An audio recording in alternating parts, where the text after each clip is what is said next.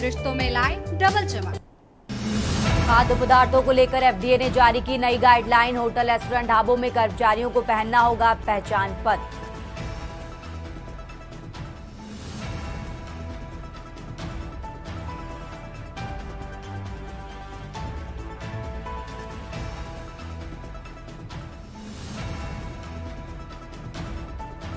इरफान सोलंकी मामले में आज होगी सुनवाई।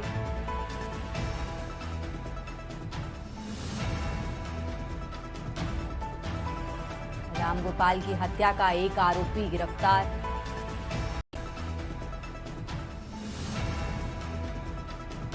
लखनऊ में डेंगू का आंकड़ा 1200 के पार। 16 दिन में 816 मरीज भर्ती। देश में बढ़ा प्रदूषण, हवा सांस लेने लायक नहीं। आप देख रहे हैं के न्यूज, खबरों का सारथी। नमस्कार, आप देख रहे हैं खबर उत्तर प्रदेश। मैं हूं आपके साथ तन्वी सक्सेना। रुक करते हैं खबरों का और बुलेटिन की शुरुआत करते हैं लखनऊ की खबर से। आज हरियाणा दौरे पर जाएंगे उत्तर प्रदेश के मुख्यमंत्री योगी आदित्यनाथ। बड़ी जानकारी आपको बता रहे हैं। आज सीएम सैनी मुख्यमंत्री पद की शपथ लेंगे। पंचकुला में शपथ समारोह में शामिल होंगे उत्तर प्रदेश के मुख्यमंत्री योगी आदित्यनाथ। बड़ी जानकारी आपको लखनऊ से बता रहे हैं। शपथ ग्रहण समारोह में शामिल होंगे सीएम योगी। साथ ही दोनों डिप्टी सीएम शपथ ग्रहण समारोह में होंगे शामिल। बड़ी जानकारी आपको लखनऊ से बता रहे हैं।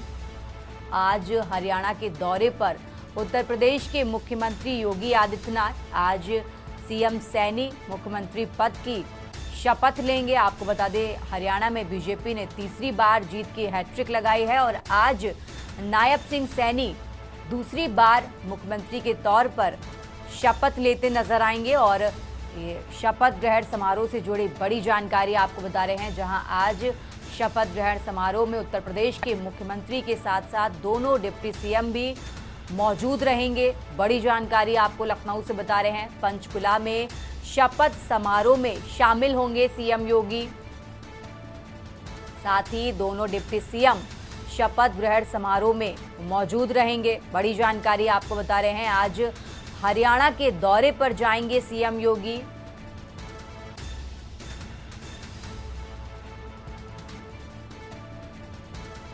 लखनऊ से बड़ी जानकारी आपको बता रहे हैं। पंचकुला में शपथ समारोह में शामिल होंगे उत्तर प्रदेश के मुख्यमंत्री योगी आदित्यनाथ। साथ ही दोनों डिप्टी सीएम केशव प्रसाद मौर्य और ब्रजेश पाठक भी इस बैठक में माफ कीजिएगा इस शपथ ग्रहण समारोह में मौजूद रहेंगे। और ये लखनऊ से बड़ी जानकारी आपको दे रहे हैं, जहां आज नायब सिंह सैनी मुख्यमंत्री की शपथ लेते नजर आएंगे। पंचकुला में शपथ समारोह में शामिल होंगे सीएम योगी। साथ ही दोनों डिप्टी सीएम शपथ ग्रहण समारोह में होंगे शामिल। बड़ा अपडेट आपको बता रहे हैं।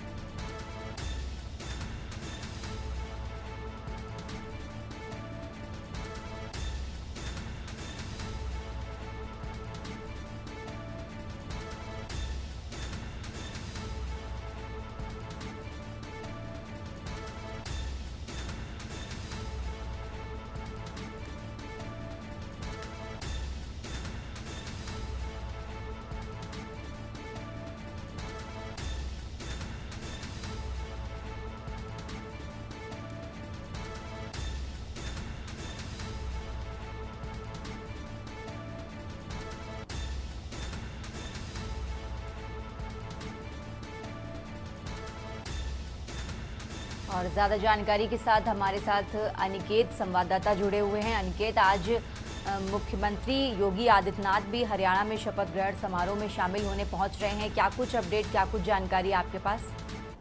देखिए मैम, अगर बात की जाए मुख्यमंत्री योगी आदित्यनाथ, तो आज हरियाणा में शपथ ग्रहण समारोह है। मुख्यमंत्री नायब सिंह सैनी था और इस शपथ ग्रहण समारोह में जब पूरा जो कार्यक्रम है वो पंचकुला हरियाणा में ये कार्यक्रम होना है। और अगर बात की जाए प्रदेश के मुख्यमंत्री योगी आदित्यनाथ की, तो आज सूबे के मुख्यमंत्री योगी आदित्यनाथ आज हरियाणा पहुंचेंगे। न केवल मुख्यमंत्री योगी आदित्यनाथ तभी बल्कि प्रदेश पाठक जो डिप्टी सीएम उत्तर प्रदेश में है और डिप्टी सीएम केशव प्रसाद मौर्य वो भी शपथ ग्रहण समारोह में शामिल होने के लिए आज हरियाणा पहुंच रहे हैं। साफ तौर पर कहीं ना कहीं जिस तरह से देखा जा रहा है कि अलग अलग राज्यों में भारतीय जनता पार्टी का जो परचम है वो लगातार लहराता हुआ नजर आ रहा है।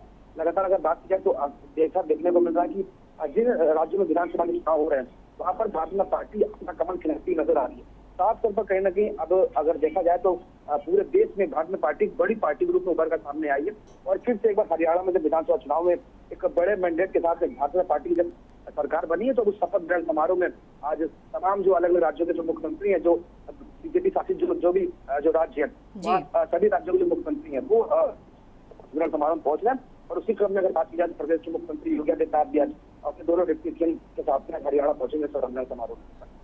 ठीक है अनिकेत, बहुत बहुत शुक्रिया आपका तमाम जानकारी हमारे दर्शकों तक पहुंचाने के लिए। और खबर आपको बता रहे थे जहां आज हरियाणा जाएंगे उत्तर प्रदेश के मुख्यमंत्री योगी आदित्यनाथ, साथ ही दोनों डिप्टी सीएम भी शपथ ग्रहण समारोह में मौजूद रहेंगे। बड़ी जानकारी आपको लखनऊ से बता रहे हैं।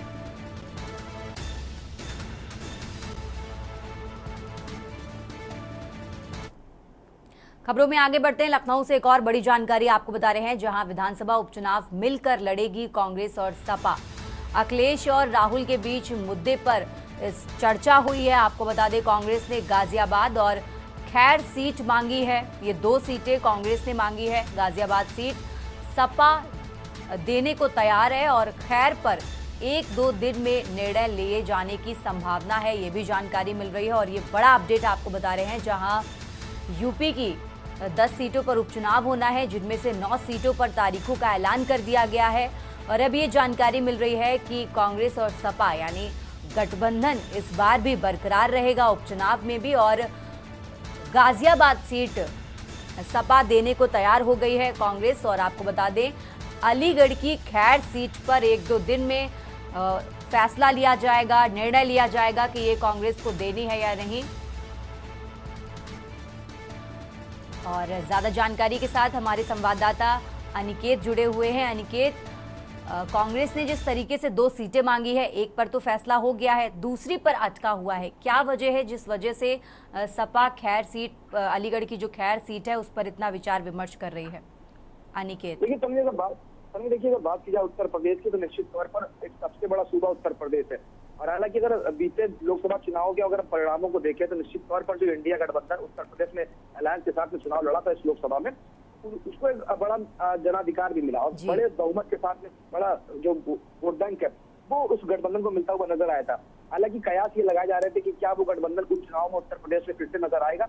हालांकि अब कहीं ना कहीं जो अटकलें है वो साफ होती नजर आ रही है कि उत्तर प्रदेश में जो 10 सीटों पर उपचुनाव होना है, उन 10 सीटों के चुनाव पर कांग्रेस और समाजवादी पार्टी का जो गठबंधन है वो फिर से एक बार कहीं ना कहीं साथ होता हुआ नजर आएगा। हालांकि अगर बात की जाए सीटों की तो निश्चित तौर पर सीटों को लेकर जो पसोपेश है वो दोनों ही राजनीतिक दलों में आपस में बना हुआ है। हालांकि अगर बात की जाए उत्तर प्रदेश की तंगी तो निश्चित तौर पर उत्तर प्रदेश में भारतीय जनता पार्टी के सामने सबसे बड़ी अगर पार्टी के रूप में अगर देखें तो वो समाजवादी पार्टी है। हालांकि अगर बात की जाए कांग्रेस की तो ये कहना भी दोहराया नहीं होगा कि देश की सबसे बड़ी पार्टी में कांग्रेस पार्टी शुमार है। लेकिन अगर बात की जाए उत्तर प्रदेश की तो निश्चित तौर पर उत्तर प्रदेश में कांग्रेस पार्टी का जो जनाधिकार जो मैंडेट है वो कहीं ना कहीं समाजवादी पार्टी के अगर सापेक्ष देखें तो कहीं ना कहीं कम है। और शायद यही एक बड़ा कारण हो सकता है कि जो अखिलेश यादव जो राष्ट्रीय अध्यक्ष समाजवादी पार्टी के हैं वो अलायंस तो करना चाहते हैं कांग्रेस के साथ में, लेकिन अगर बात जाए सीटों के बंटवारे को लेकर तो निश्चित तौर पर वो जरूर इस बात को लेकर फैसला करेंगे कि वही सीट कांग्रेस पार्टी को दी जाए जो जिस सीट पर कांग्रेस पार्टी का जो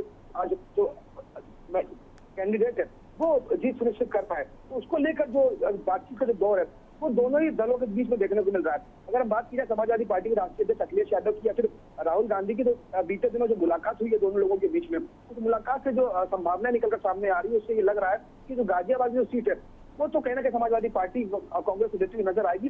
लेकिन अगर हम खैर सीट की बात करें तो उस सीट को लेकर जो अभी जो अंतिम निर्णय लेना है वो अंतिम निर्णय लेने की जो बारी है तो समाजवादी पार्टी के राष्ट्रीय अखिलेश यादव के पास में। हालांकि वो सीट कांग्रेस पार्टी को देते हैं कि नहीं देते हैं वो खैर उनका अपना विचार होगा। लेकिन निश्चित तौर पर अगर बात की जाए तो जो गठबंधन है जो लोकसभा में जो देखने को मिला था उत्तर प्रदेश में, वही गठबंधन कहीं ना कहीं फिर से इस उपचुनाव में देखने को मिलेगा। हालांकि उसका कितना लाभ इस गठबंधन को मिलेगा और भारतीय जनता पार्टी को कितना दंड हो पाता है ये खैर आने वाले जो निर्णायक जो नतीजे होंगे तभी वही तय कर पाएंगे। लेकिन निश्चित तौर पर कहीं ना कहीं ये जो उपचुनाव है ये सभी राजनीतिक दलों के लिए कहीं ना कहीं लिटमस टेस्ट की तरह से है और उसको लेकर जो राजनीतिक दल है वो अपनी पूरा प्रयास अपनी पूरी तैयारी करते हुए नजर आ रहे हैं। वहीं अगर हम समाजवादी पार्टी की बात करें तो समाजवादी पार्टी ने अपने कुछ प्रत्याशियों की सूची भी जारी कर दी है। हालांकि अगर बात की जाए 10 सीटों पर उपचुनाव होना है उत्तर प्रदेश में, तो जैसा कि मैंने बताया कि आने वाले समय में 2025 में उत्तर प्रदेश में विधानसभा के चुनाव है, तो निश्चित तौर पर लिटमस टेस्ट की तरह से इन उपचुनाव को सभी राजनीतिक दल देख रहे हैं। जहां एक तरफ बीजेपी भी लगातार प्रयास कर रही है कि 10 की 10 सीटों पर अपना जनाधिकार और बड़े मैंडेट के साथ में जीत सुनिश्चित की जाए। वहीं अगर बात की जाए विपक्ष की, तो निश्चित तौर पर वो जो गठबंधन लोकसभा में देखने को मिला था उत्तर प्रदेश में, वही गठबंधन कहीं ना कहीं फिर से इस उपचुनाव में देखने को मिलेगा। हालांकि वो गठबंधन कितना सफल हो पाता है, ये आने वाले निर्णायक नतीजे तय करेंगे। जी अनिकेत, आप हमारे साथ बने रहिए, हम आगे भी आपसे अपडेट लेते रहेंगे। और खबर आपको बता रहे थे, जहां यूपी उपचुनाव को लेकर बड़ी जानकारी आपको बता रहे हैं, जहां गाजियाबाद सीट सपा कांग्रेस को देने के लिए तैयार हो गई है और अलीगढ़ की खैर सीट पर अभी विचार विमर्श चल रहा है और सपा अब देखना होगा कि ये सीट कांग्रेस को देती है या नहीं। ये बड़ी जानकारी आपको लखनऊ से बता रहे हैं।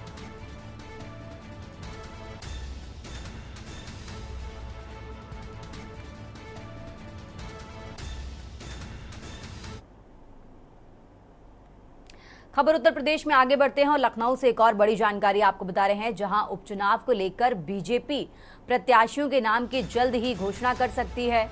माना जा रहा है कि नामों की घोषणा 22 अक्टूबर तक बीजेपी कर सकती है और यूपी बीजेपी संगठन और भाजपा दिल्ली की मीटिंग भी संभव है। बड़ी जानकारी आपको लखनऊ से बता रहे हैं। इस मीटिंग में प्रत्याशियों के नाम को लेकर एक दौर की मीटिंग हो चुकी है। आपको बता दें, 8 में से 4 उम्मीदवारों की घोषणा कर सकती है भारतीय जनता पार्टी और भाजपा ने 1 सीट आरएलडी को दिया है।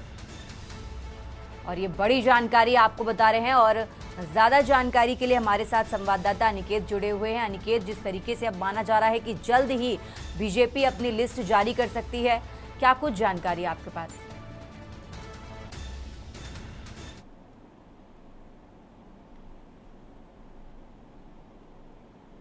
अनिकेत, हमारी आवाज आप तक आ रही है?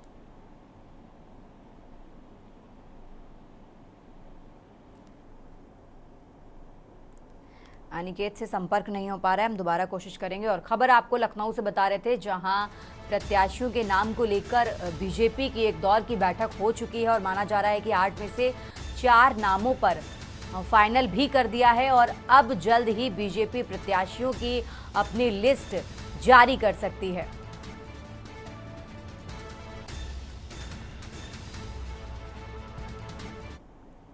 खबर उत्तर प्रदेश में आ रुकेंगे एक छोटे से ब्रेक के लिए, जल्द हाजिर होंगे।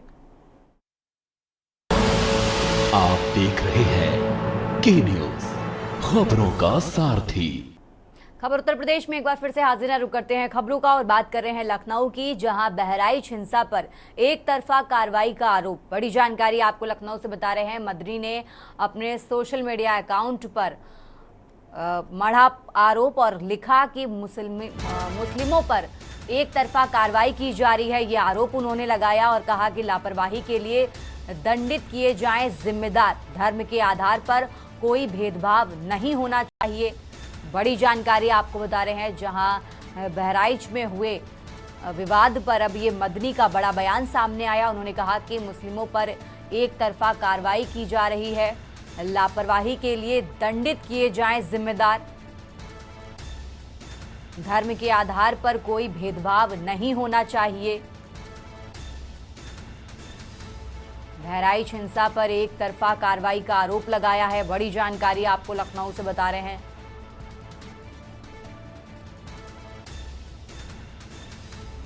आपको बता दें, उन्होंने अपने एक्स हैंडल पर लिखा कि मुस्लिमों पर एक तरफा कार्रवाई की जा रही, लापरवाही के लिए दंडित किए जाएंगे जिम्मेदार। मदरी ने एक्स अकाउंट पर पोस्ट में यह आरोप लगाया है। बड़ी जानकारी आपको लखनऊ से बता रहे हैं। उन्होंने ये भी कहा कि मुस्लिमों पर एक तरफा कार्रवाई की जा रही है।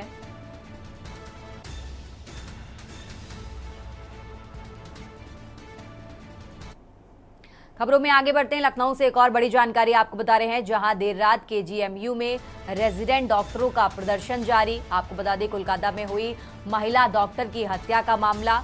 हेल्थ केयर प्रोटेक्शन एक्ट लागू करने को लेकर ये प्रदर्शन किया जा रहा है। प्रदर्शन के साथ सभी डॉक्टर कर रहे थे भूख हड़ताल। प्रदर्शन स्थल पहुंचकर वाइस चांसलर ने खत्म कराई हड़ताल।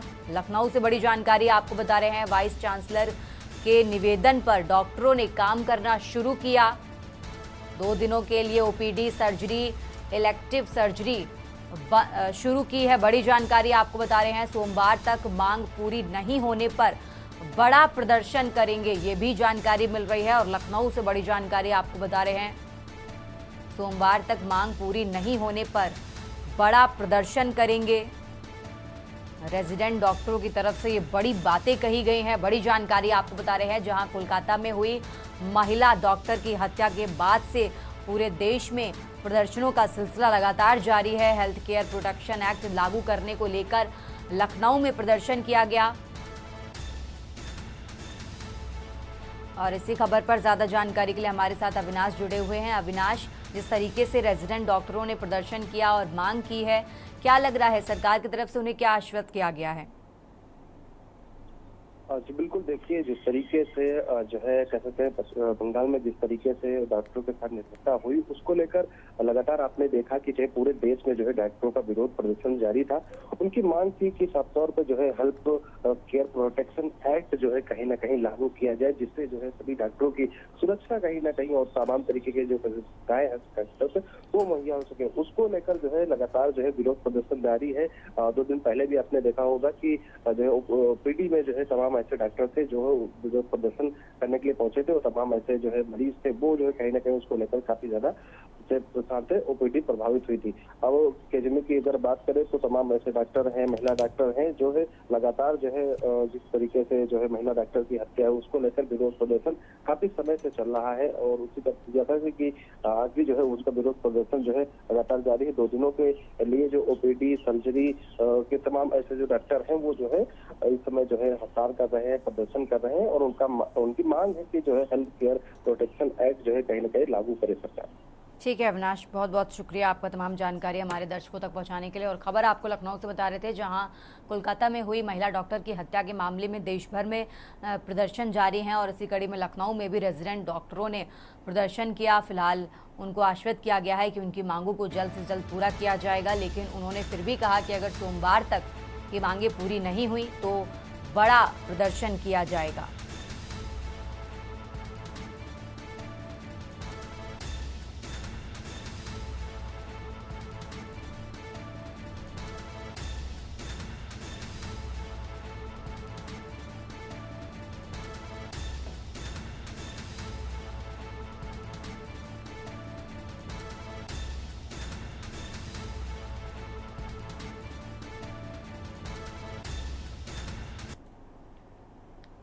खबरों में आगे बढ़ते हैं। लखनऊ से एक और बड़ी जानकारी आपको बता रहे हैं, जहां पीसीएस प्री परीक्षा 7 या 8 दिसंबर को संभावित। यूपी लोक सेवा आयोग ने परीक्षा की स्थगित। और अब ये बड़ी जानकारी आपको बता रहे हैं, मानक के अनुरूप परीक्षा केंद्र नहीं मिलने पर परीक्षा स्थगित। राज्य प्रवर अधीनस्थ सेवा की प्रारंभिक परीक्षा 2024 स्थगित की गई। और मुख्य सचिव की अध्यक्षता में कल होगी तारीखों पर चर्चा। वीडियो कॉन्फ्रेंसिंग के जरिए अगली तारीख पर चर्चा की जाएगी। बड़ी जानकारी आपको लखनऊ से बता रहे हैं, परीक्षा केंद्रों के निर्धारण को लेकर यूपी सरकार सख्त है। लखनऊ से बड़ी जानकारी आपको बता रहे हैं,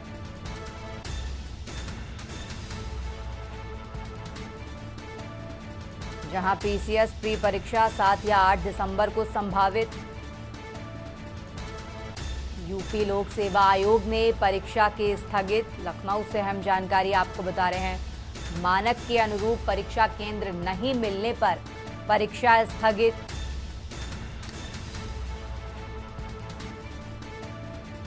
ज्यादा जानकारी के साथ संवाददाता अविनाश जुड़े हुए हैं। अविनाश, लोक सेवा आयोग की तरफ से परीक्षा स्थगित कर दी गई और माना जा रहा है कि कल तारीखों पर चर्चा होगी, क्या कुछ जानकारी आपके पास? जी बिल्कुल, देखिए लोक सेवा आयोग की तरफ से 27 अक्टूबर को जो परीक्षा होनी थी पीसीएस की, वो जो है कहीं ना कहीं अब जो है उसको टाल दिया गया है। माना यही जा रहा है कि मानकों के अनुरूप जिस तरीके से परीक्षा केंद्र है उन पर जो है न मिलने के बाद जो है ये फैसला लिया गया है कल जो है मुख्य सचिव की अध्यक्षता में वीडियो कॉलिंग के माध्यम से कल अगली जो तारीख है उसको लेकर उस पर मंथन होगा। 7 या 8 दिसंबर को एक संभावित परीक्षा हो सकती है। लेकिन लगातार उत्तर प्रदेश में आपने देखा होगा कि नकल विहीन परीक्षा कराने के लिए उत्तर प्रदेश सरकार लगातार चाहे केंद्र में चाहे सुरक्षा व्यवस्था की बात करे या फिर जो है उसकी मॉनिटरिंग की बात करे, कंट्रोलिंग की बात करे, उन तमाम व्यवस्थाओं को सुरक्षित कर रहा है ताकि कोई भी परीक्षा जो है कहीं ना कहीं जो है वो जो है जो सर्वर उनके कहीं ना चढ़े और परीक्षा जो है कहीं ना कहीं नकल विहीन बनाई जा सके। उसको लेकर जो उत्तर प्रदेश सरकार का प्रयास है उसी को लेकर जिस तरीके से मानकों के विपरीत तमाम जो परीक्षा केंद्र थे वो जो कहीं ना कहीं मिलने के बाद में परीक्षा को स्थगित किया गया है और अगली तारीख अब जो है मुख्य सचिव की अध्यक्षता में कल वीडियो कॉलिंग के माध्यम से की जाएगी। ठीक है अविनाश, बहुत बहुत शुक्रिया तमाम जानकारी हमारे दर्शकों तक पहुंचाने के लिए। और खबर आपको लखनऊ से बता रहे थे, जहां अब माना जा रहा है कि 7 या 8 दिसंबर तक ये स्थगित हुई परीक्षा फिर से करवाई जाएगी। लखनऊ से बड़ा अपडेट आपको बता रहे हैं।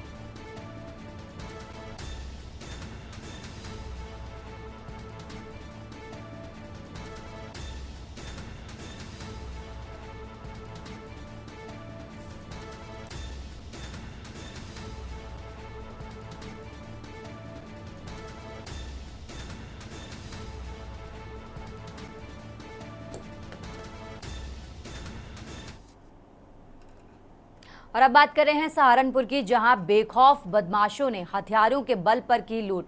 बाइक सवार दंपति से बदमाशों ने की लूट। सहारनपुर से अहम जानकारी आपको बता रहे हैं। दंपति से नकदी और जेवरात लूट ले गए बदमाश और लूट की घटना को अंजाम देकर बदमाश हुए फरार। एसपी देहात और सीओ रुचि गुप्ता ने ली जानकारी।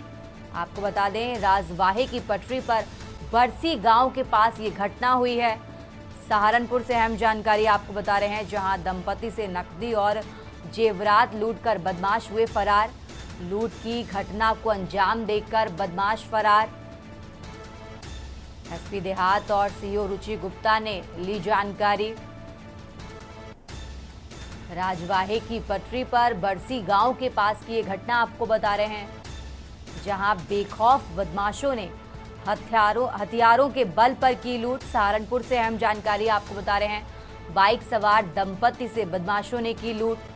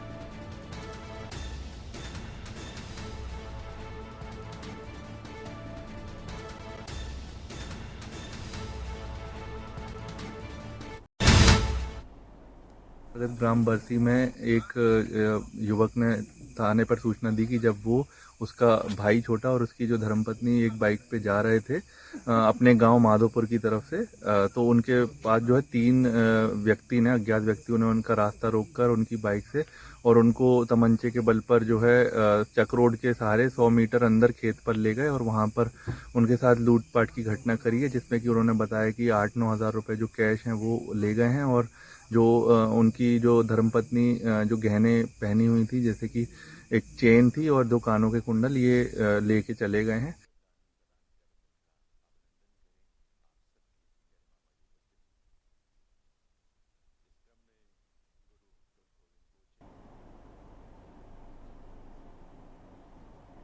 खबर उत्तर प्रदेश में फिलहाल इतना ही। आप देखते रहिए के news double engine powder and cake, रिश्तों में लाए डबल चमक। आप देख रहे हैं के न्यूज़, खबरों का सारथी।